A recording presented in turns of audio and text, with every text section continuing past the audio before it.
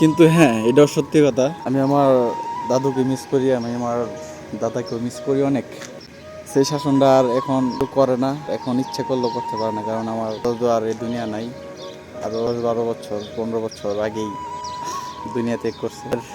স্মৃতিগুলা খুব মনে পড়ে যখন আমি একটা গাছ দেখি, কারণ মনে পড়ে পরিবেশটা দেখলে আমার দাদুর কথা।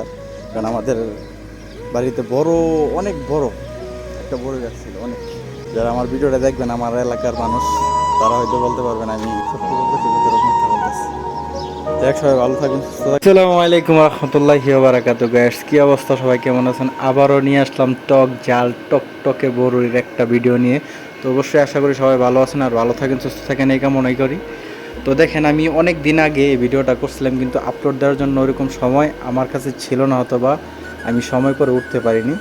তো যাই হোক, এই বড়ি গাছ দেখলে অনেক কথাই মনে পড়ে, অতীতের কথাগুলো, পুরনো স্মৃতিগুলো মনে মনে রাখো যায়, অতীতের কথাগুলো। সত্যি কথা বন্ধুরা, এই বড়ই গাছ দেখলে অবশ্যই অতীতের কথা মনে পড়ে। যাই হোক, আমার ভিডিওটা অবশ্যই লাস্ট পর্যন্ত দেখবেন, কারণ দেখলে হয়তো বুঝতে পারবেন আমি কতটুকু কষ্ট করছি বড়ই পারার জন্য। আর যে ব্যাগটা দেখতেছেন আমার হাতে, অবশ্যই এই ব্যাগটা আমি ভইরা নিয়ে গেছি, ঠিক আছে?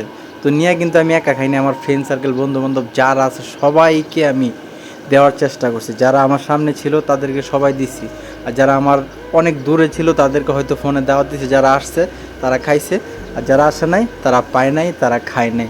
তো অবশ্যই আমার ভিডিওটা দেখে লাইক কমেন্ট শেয়ার করবেন, আর ভিডিওটা অবশ্যই কেমন লাগছে কমেন্টের মাধ্যমে বলে যাবেন। হ্যাঁ, অবশ্যই বন্ধুরা, আপনারা ব্যাকগ্রাউন্ডে যে কিচিরমিচির পাখির আওয়াজটি শুনতেছেন, এটা কিন্তু কোনো ব্যাকগ্রাউন্ড মিউজিক না, ঠিক আছে? এটা বড়ই গাছের আশেপাশে অনেকগুলা পাখি ছিল, তার জন্য এই শব্দগুলা।